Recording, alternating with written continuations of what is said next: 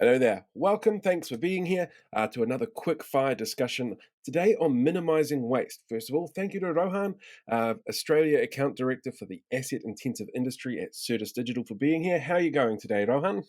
Thanks, Paul. Thanks for having me. I'm doing great. My pleasure. Now, today's business challenge is: how can my company minimize waste coming from our assets onto the environment? And this one I find fascinating.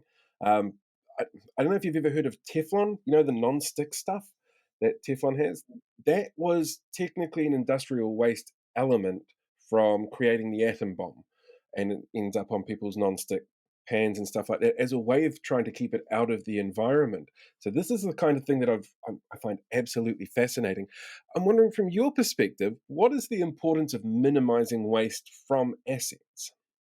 Look, minimizing waste has to be, front and center for all the organizations, and it stems from, what you do at your house should replicate what you do in your work life and what you do in your business, right?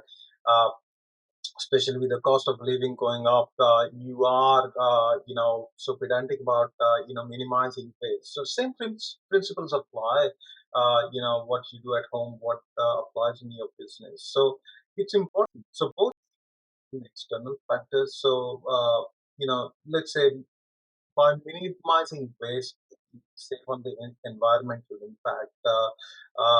It's no hiding that today's industries are the major contributors for industrial waste and causing the environmental impact. And you can go online and get reading material which would take your entire lifetime. But it's an environmental impact that you need to be most aware of, and by minimizing that waste, at least even a couple of percentage that you can contribute goes in a long way. So there's a major environmental impact. Second impact is on the cost. Uh, the more waste you produce, the more things you are giving away. Loss of valuable resources, including raw materials.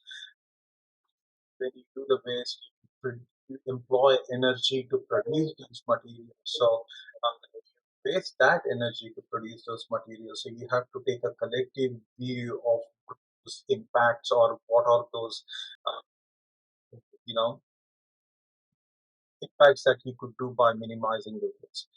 The second and foremost important that's coming up is the regulatory compliance from ESG, where um, a lot of companies would self-report previously on their waste, and there were always ways and means companies could, buy carbon credits to offset some of their uh, carbon emissions, etc. But now with the ESG framework coming in place, it's become a bit more regulated.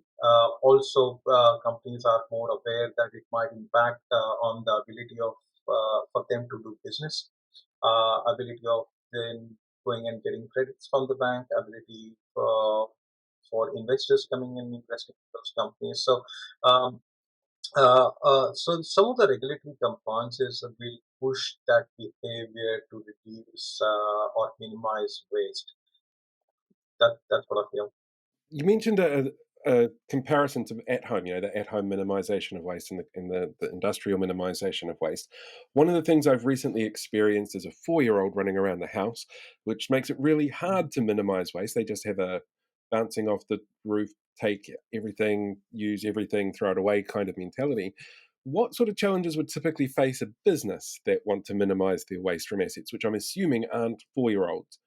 They're not 4-year-olds, but mindset is the same. Like when you gave an example of 4-year-old, the 4-year-old, he or she is not aware of what they're doing is waste, right? Hmm. Similarly with the companies, it's lack of awareness of, of what you are uh, producing and what you're not using is that of waste. So a lack of awareness is a major factor in waste management, and trying to identify how do you better manage waste management.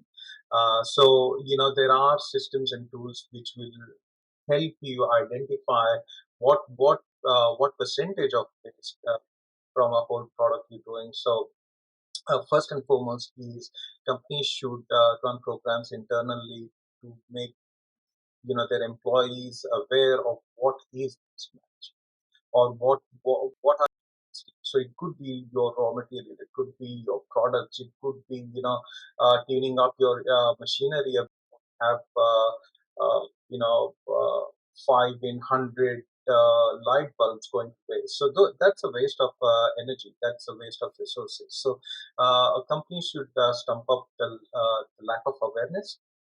Uh, the other point is some of the industries that we work with have complex supply chains. So the supply chains are quite complex when uh, to manage and to monitor. So you may have carbon emissions and go green and carbon neutral, zero, etc., all of those policies, but you don't know what your supply chain is doing, how efficiently they are working from the waste management.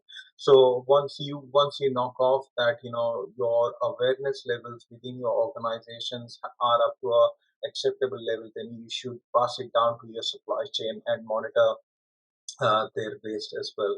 A common life as well as in a industrial life, that you have to change your behavior to see what waste you put.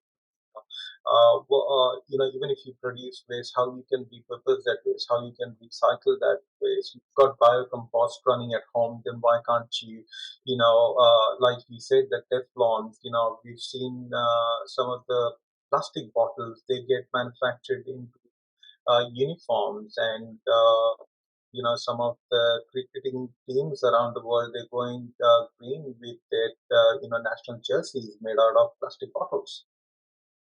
So you have to change that behavior.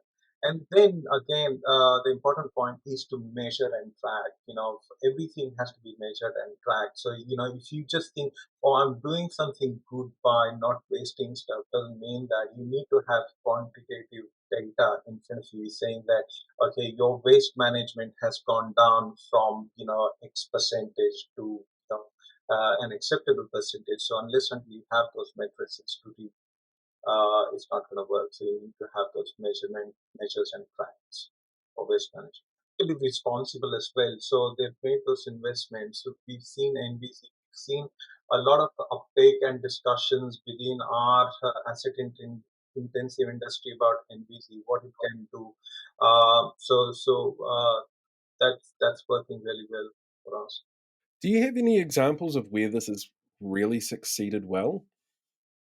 Um, it is. I wouldn't say questionable, but it is, in my view, and that's my personal view, that infancy stage where people are getting their house in order. People are evaluating systems like NBC. People are investing in systems like Maximo.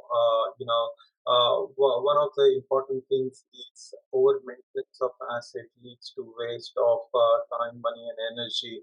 But at the same time, how do you integrate the NBC and the Maximo to get that data is quite important. So it hasn't been or it's not gone to the extent that we all like it to be, or but I think everybody's on a right direction. They're taking the right steps to get the systems in place. They're trying to run programs internally to change the mindset, as I said, the behavior. So all of those things are happening, and we would see the industry moving in the right direction in the next sort of a 6 to 12 months. Fantastic. I think you've answered all my questions today, Rohan. Thank you very much for joining me. What we're going to do is in the description, just leave some contact details there for you and for Certus. So if people want to know more about what you do or how you can help them out or make them a lot more sustainable, or possibly how you're going to win the cricket next time you play if you've got the right shirt on, that's exactly how they can hunt you down. Don't forget as well, you can download other episodes of these quickfire podcasts and learn a whole bunch about the industry, asset management, and what Certus can do to help for you. Thank you very much. We'll catch you next time.